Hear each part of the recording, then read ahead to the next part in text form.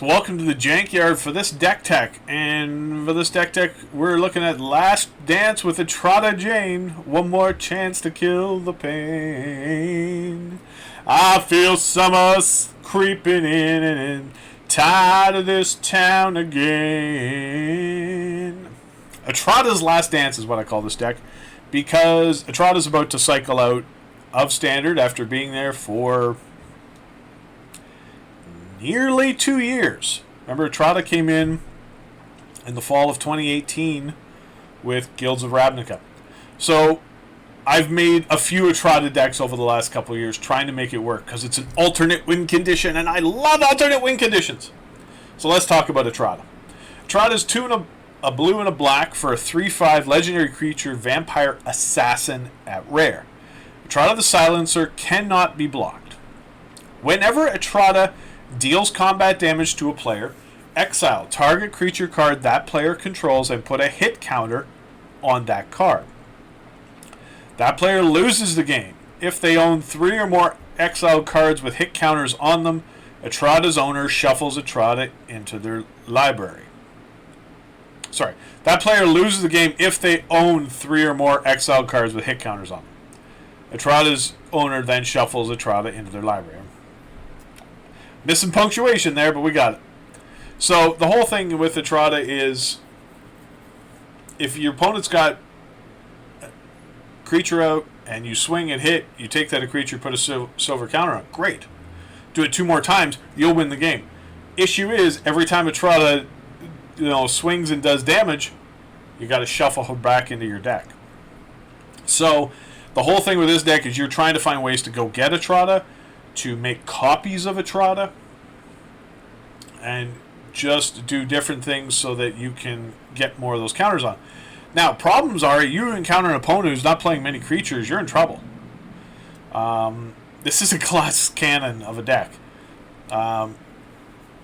So that is a big part of the win condition, and it's got to be non-token. Like, I was playing against an opponent, he had 1 token. Okay, yeah, Etrata took the token disappears, doesn't get a counter on it. So it's a tough one. So this is our Dimir deck based around this. So we got 3 opt. We have 4 scheming symmetry. Now, jury's out on this card. I did play 1 game and I used it twice, because when it says choose 2 target players, each of them searches their library for a card, then shuffles their library and puts that card on top of it. On a direct challenge night, I used this twice in a game, and in the end my opponent won, because they had good cards, and they said, yeah, I wouldn't have won if you hadn't played the scheming symmetries, allowing me to go get 2 of my best cards. So that's a real penalty, which is why a lot of people aren't fond of scheming symmetry. It's fine. That same impact is the whole reason I punted Wishclaw Talisman. That's the talisman, the artifact that says you may use it to search your library, get a card, you put a counter on it, and then you give it to your opponent. And then your opponent can do the same thing and give it back to you, and you can do it 1 more time, and that 3rd time it dies.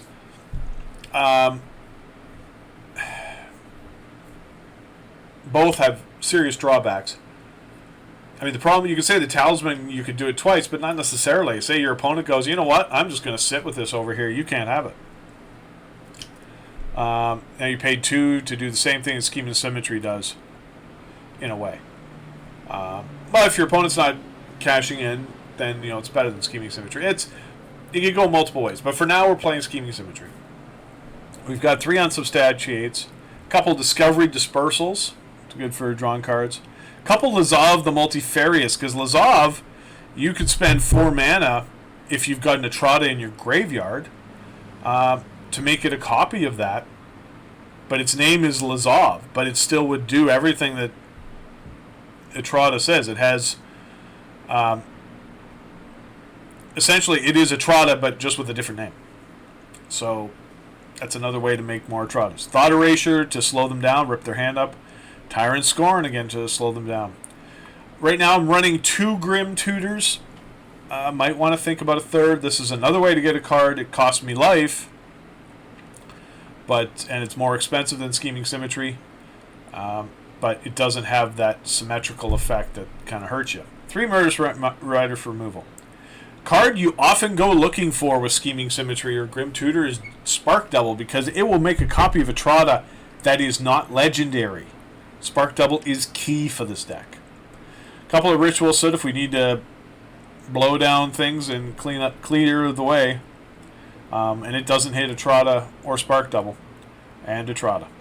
And then we got some lands, got a couple Castle Vantress, some islands, 1 Mystic Sanctuary, 3 Castle Lockthwains, 5 Swamps, 3 Dismal Backwaters, and 4 Watery Graves.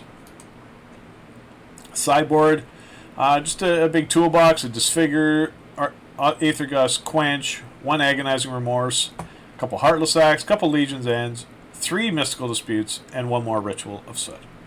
And that is Etrata's Last Dance, trying to pop off the alt win condition on Etrata the Silencer.